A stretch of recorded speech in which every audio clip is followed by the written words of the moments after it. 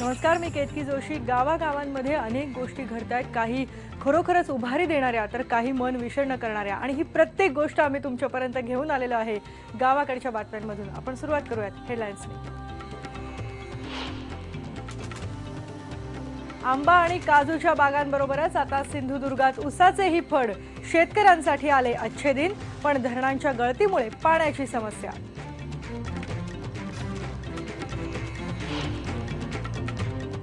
शेतकऱ्यांच्या वीज बिलावरून एकनाथ खडसे आणि उद्धव ठाकरेंमध्ये शाब्दिक युद्ध। काल अजित पवारांची भाषा बोलणारे खडसे आज शरद पवारांची भाषा बोलत असल्याची उद्धव ठाकरेंची टीका।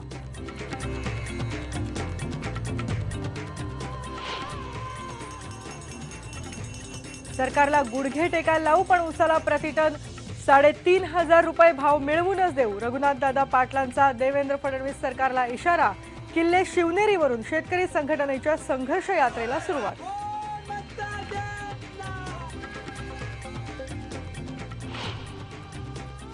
कर्जाच्या दडपणाचा आणखी एक बळी। मालेगावात अल्पभूधारक शेतकऱ्यांना राहत्या घरातच विषारी औषध पिऊन संपवलं जीवन।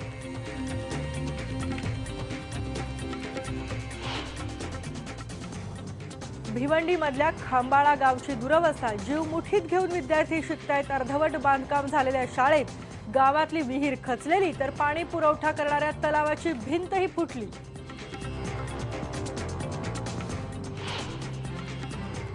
सोलापूरमधल्या फताटेवाडीचा अनोखा आदर्श। लमाणांच्या तांड्याचं गाव असलेल्या फताटेवाडी गावातला घरटी एक मुलगा पोलीस दलात, शिकून सवरून गाव झालं धनवान।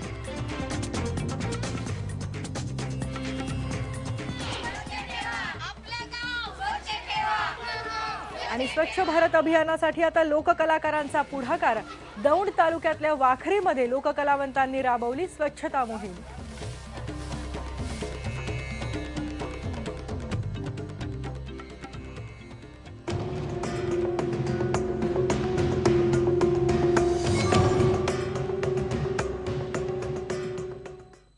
आपण बघतोय मराठवाड्यामध्ये दुष्काळाचं सावट आहे। तिथला दौरा अनेक नेते करतायत आणि शेतकऱ्यांच्या वीज बिलावरून एकनाथ खडसे आणि उद्धव ठाकरे यांच्यामध्ये मात्र शाब्दिक युद्ध रंगलंय। मोबाईलचं बिल भरता मग वीज बिल का नाही असं म्हणणाऱ्या खडसेंची तुलना उद्धव ठाकरेंनी अजित पवारांशी केली होती, आणि त्यावर भुईमुग वर येतो की खाली हे ज्यांना माहिती नाही त्यांनी टीका करू नये अशी टीका खडसेंनी IBN लोकमतला फोनवरून दिलेल्या प्रतिक्रियेत केली होती। त्यावर आज उद्धव ठाकरे यांनी पुन्हा उत्तर दिले, आणि आपण ऐकूयात आता की IBN लोकमतला फोनवरून दिलेल्या प्रतिक्रियेमध्ये एकनाथ खडसे काय म्हणाले होते ते। माझं काम मी प्रामाणिकपणे शेतकऱ्यांसाठी, मी शेतकऱ्याच्या पोटी जन्माला आलेला शेतकरी आहे। मी अशा टीका टिप्पणीची अजिबात चिंताही करत नाही। मी करणार शेतकऱ्यांच्या हितासाठी, कारण मी हे सोसलेलं आहे, मी भोगलेलं आहे, आणि जे विरोधी पक्षामध्ये काम करत होतो त्यापेक्षाही अधिक काम मी शेतकऱ्याच्या हितासाठी करणार आहे। यांना जे बोलायचं ते बोलू द्या, सांगायचं ते सांगू द्या, दाखवायचं ते दाखवू द्या। अहो, ज्यांनी कधी भुईमुग खाली कवर पाहिला नाही ते मला आज अक्कल शिकवायला लागले। एकनाथ खडसेंच्या या टीकेला उद्धव ठाकरेंनी उत्तर दिलंय। काय उत्तर आहे त्यांचं ते पण पाहूयात। एकनाथ खडसे काल जे बोलले होते तेव्हा मी असं म्हटलं होतं की हे अजित पवारांची भाषा बोलतायत, आज ते शरद पवारांची भाषा बोलतायत। कारण तुम्हाला लक्षात असेल की शरद पवारांनी शिवसेना प्रमुखांवरती हीच टीका केली होती, यांना रताळं खाली लागतं की वर लागतं, भुईमुग खाली लागतो की वर लागतं हे यांना कळत नाही। खडसे शरद पवारांची भाषा बोलत असते तरी तुम्हाला सगळ्यांना आठवत असेल, खास करून उन्हाळ्याची तुमच्या पिढीतल्या सगळ्या पत्रकारांना शिवसेना प्रमुखांनी खास त्यांच्या शैलीत उत्तर दिलं होतं। ते मला उत्तर आजही आठवते। खडसे जरी पवारांच्या भाषेत बोलले तरी मी अजूनही बाळासाहेबांच्या भाषेत बोलणार नाही, त्यांना उत्तर देणार नाही। गरज लागली तर तेही मी देऊ शकतो। मला त्यांची भुईमुगाच्या शेंगा कुठे लागतात त्याची काही घेणं नाहीये। खडसेंच्या भुईमुगाच्या शेंगा कुठे लागतात, खाली लागतात का वर लागतात मला माहिती नाही। त्याला पाणी मिळालं पाहिजे, आणि जे सुकून गेलेलं आहे त्याला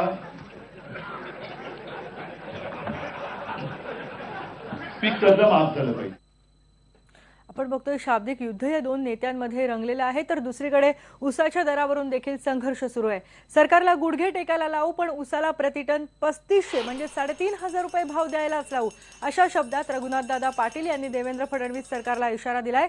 आज पुणे जिल्ह्यातल्या किल्ले शिवनेरीवरून त्यांनी शेतकरी संघटनेच्या ऊस दर संघर्ष यात्रेला सुरुवात केली। गणदेवता शिवाई देवीची महाआरती करून सुरू झालेल्या या संघर्ष यात्रेचा 12 डिसेंबरला समारोप होणार आहे। या संघर्ष यात्रेदरम्यान राज्यातल्या प्रत्येक कारखान्यात जाऊन जनजागृती केली जाणार आहे। आजच्या संघर्ष यात्रेच्या दरम्यान रघुनाथदादा पाटील यांनी भाजप सरकार, राजू शेट्टी आणि एकनाथ खडसे यांच्यावर कडाडून टीका केली आहे।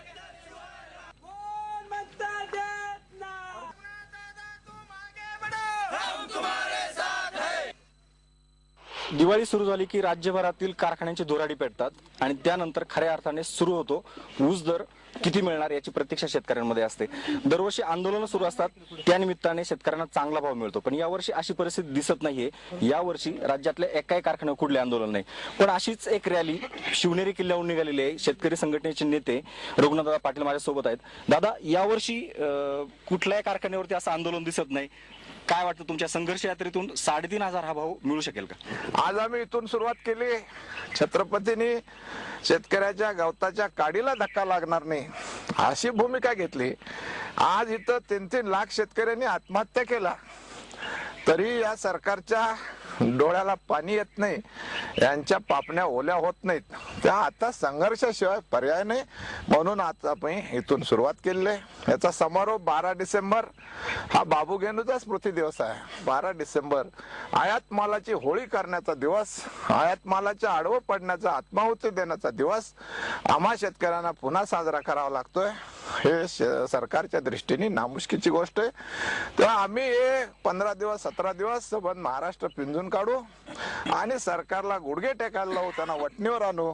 आमचा 3500 रुपयाचा ऊसाचा भाव आणि हार्वेस्टर प्रमाणे मशीनला तोडणी ही मिळाली पाहिजे, मजुरांना मिळाली पाहिजे, दुष्काळग्रस्तांना नुकसान भरपाई मिळाली पाहिजे। दुष्काळ हे सरकारचं पाप आहे, त्यांच्या पापासाठी आम्ही खडी फोडायचं प्रायश्चित्त घेणार नाही। त्यांनी आम्हाला जिरायत शेतीला एकरी 50,000 आणि बागायत शेतीला एकरी 1 लाख रुपये नुकसान भरपाई दिली पाहिजे। राज्यात दुष्काळाची परिस्थिती आहे, पण खडसेंनी कालच एक विधान केलेलं आहे, त्या विधानाबद्दल काय म्हणाल तुम्ही? मला वाटत नव्हतं की 15 दिवसातच नाताभाऊंना एवढा माज चढेल। सत्तेचा माज असतो हे आम्हाला माहित आहे, परंतु 15 दिवसाच्या टांगत्या सत्तेमध्येच यांना इतका माज चढला, तर यांचं पूर्ण वर्षभर सुद्धा आम्ही जाऊ देणार नाही, हे नाताभाऊने लक्षात घ्यावं।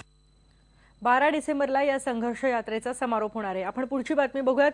उत्तर महाराष्ट्रात सुद्धा कर्जबाजारीपणामुळे शेतकऱ्यांनी आत्महत्येचा मार्ग स्वीकारलेला दिसतोय, कारण मालेगाव तालुक्यातल्या गिलणे गावामध्ये राहणारा जो अल्पभूधारक शेतकरी आहे विठ्ठल अहिरे, या शेतकऱ्यानं, या कर्जबाजारी शेतकऱ्यानं आपल्या राहत्या घरी विषारी औषध पिऊन आत्महत्या केली आहे।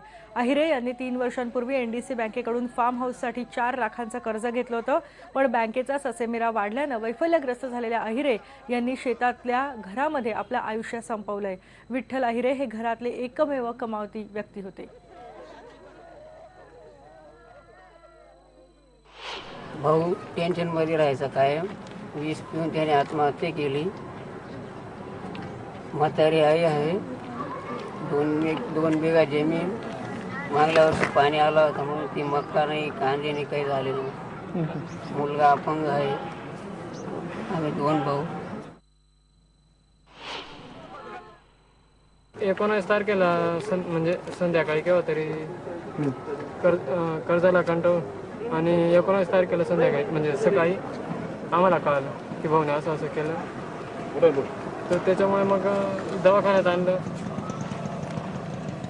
भरपूर खर्च वगैरे केला, कर्ज खूप होतं। आपण बघतोय निसर्गाच्या या संकटामुळे अक्षरशः हतबल झालेला दिसतोय बळीराजा। पुढची बातमी बघूयात। बालमृत्यू आणि कुपोषणाला आळा बसावा यासाठी बाल समृद्धी योजनेचा शुभारंभ ग्रामविकास आणि महिला आणि बालविकास मंत्री पंकजा मुंडे यांच्या हस्ते चिखलदऱ्यामध्ये झाला। यावेळेला पंकजा मुंडेंनी चिखलदऱ्यातल्या अंगणवाड्यांना भेट दिली आणि त्याचप्रमाणे मेळघाटातलं कुपोषण कमी करण्यासाठी सरकार ही योजना लवकरात लवकर सुरू करणार असल्याचंही त्या म्हणाल्या आहेत। मेळघाटातल्या विजेचा प्रश्नही लवकरात लवकर सोडवण्याचं आश्वासन मुंडे यांनी मेळघाटातल्या आदिवासींना दिलंय। गावाकडच्या बातम्यांमध्ये इथे आपण एक ब्रेक घेतो आणि ब्रेक नंतर पाहूयात। आंबा आणि काजूच्या बागांबरोबरच सिंधुदुर्गात आता ऊसाचेही फड, शेतकऱ्यांसाठी आले अच्छे दिन।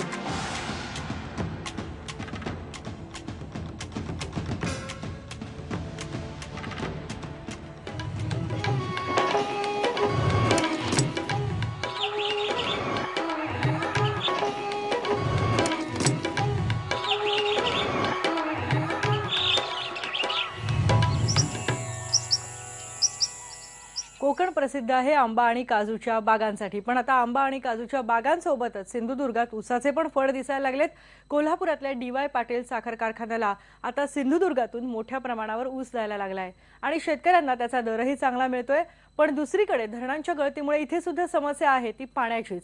आपण बघूयात दिनेश केळुसकरचा स्पेशल रिपोर्ट.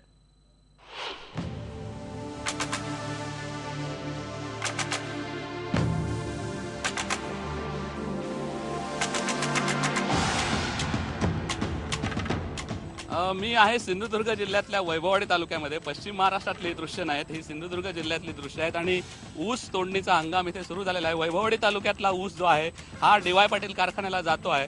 बऱ्यापैकी ऊसाला दर मिळतोय या सगळ्या कारखान्याचा आणि गेल्या वर्षी जवळपास 2500 रुपये होता, त्याच्या गेल्या वर्षी 2600 रुपये होता.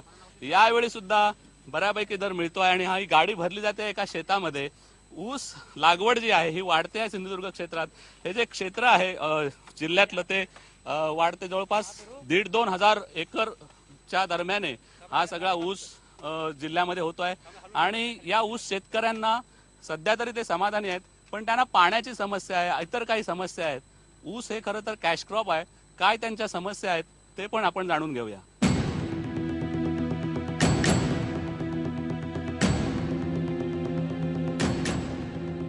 मला सांगा, तुम्ही गेले 10 वर्षापासून ऊस करताय, पाणी काय समस्या आहे? कारण पाटबंधारे प्रकल्प इकडे जवळ आहे, पाणी मिळतंय का तुम्हाला? कसं करत? इकडे मेन समस्या म्हणजे पाण्याचीच आहे. कारण मुबलक पाणी पुरत नसल्यामुळे आमच्याकडे जमिनी असून सुद्धा आम्ही त्या पडीक ठेवलेल्या आहेत. तिथे ऊस पिकू शकतो? तिथे ऊस पिकू शकतो आमच्या जमिनीमध्ये. मग तुम्ही एप्रिल-मे महिन्यात काय करता मग? म्हणजे एप्रिल-मे मध्ये काय करणार? बघत बसणार, कुठून पाणी येतंय, कुठे साठतंय, कुठून धरणाचं कुठे सोडतात, एवढंच बघत बसणार. दुसरा पर्यायच नाही आमच्याकडे. एवढं किशोर, काय धरण इथे तर जवळ आहे, तुम्हाला पाणी मिळत नाही. गेल्या वर्षी पण तुमची हीच समस्या होती. काय तुम्ही बोलणी केलीत का? तुमच्याकडे या समस्येमध्ये कोणी लक्ष घातलंय? अजून तरी नाही, केवळ आश्वासनं मिळाली आहेत, परंतु अद्याप मिळालं नाही. आमच्या सुक नदीला खांबलवाडी, कोकिसरे खांबलवाडी धरणाचं पाणी मिळू शकतं, परंतु ते धरण लिकेज असल्यामुळे लिकेजचं 3 वर्ष काढण्यासाठी आम्ही पाठपुरावा करतो. 1 वर्ष तर उपोषण केलं आम्ही आणि जबरदस्ती तहसीलदारांकडून पाणी सोडून एक पाणी मिळालं शेतकऱ्यांना. त्यामुळे कुठेतरी जवळजवळ 40% शेती वाचली शेतकऱ्यांची.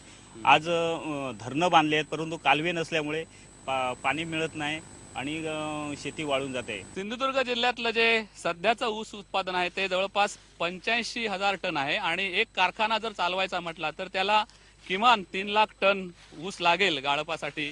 4 महिने कारखाना चालवायचा म्हटला तर. पण हे काही शक्य होत नाही आणि त्यामुळे ऊस उत्पादन तर वाढलं पाहिजेत, पण त्याचबरोबर जर कारखान्याला ऊस लागत असेल तर ते पडीक क्षेत्रे लागवडीखाली आली पाहिजेत ऊसाची. आणि त्यामुळे हे जे सगळं ऊस उत्पादन वाढवणं, पडीक क्षेत्र जी आहेत जमिनीची ती ऊसाच्या लागवडीखाली आणणं, या सगळ्या गोष्टीकडे लक्ष दिलं गेलं पाहिजे सरकारकडून. शेतकऱ्यांना सुविधा पुरवलेल्या गेल्या पाहिजेत आणि असं जर झालं तर इथे जो कारखाना होऊ घातलेला आहे त्या कारखान्याला ऊस मिळू शकेल.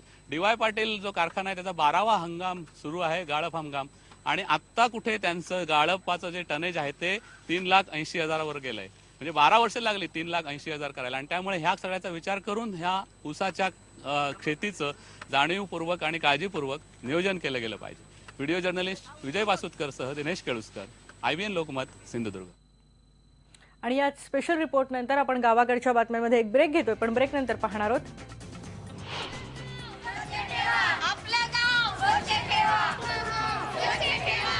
स्वच्छ भारत अभियानासाठी आता लोककलाकारांचा पुढाकार.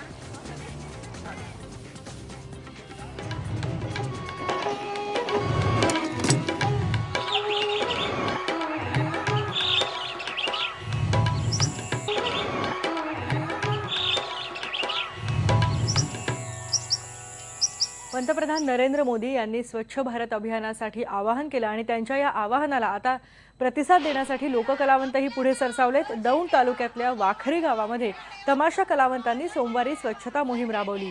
वाखरीतल्या अंबिका कला केंद्रानं पुढाकार घेऊन या तमाशा कलावंतांना एकत्र आणलं. या मोहिमेत गावकरीही सहभागी झाले आणि स्वच्छता मोहीम राबवल्याबद्दल त्यांनी तमाशा कलावंतांचा सत्कारही केला.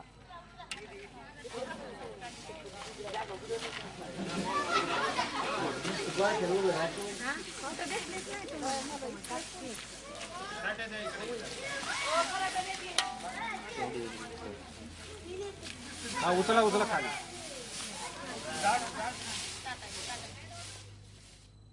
गावाकडच्या बातम्यांमध्ये आम्ही तुम्हाला राज्यातल्या कानाकोपऱ्यामध्ये काय घडतंय ते असंच दाखवत राहणार आहोत, पण आता इथेच थांबतोय. पहा फक्त IBN लोकमत.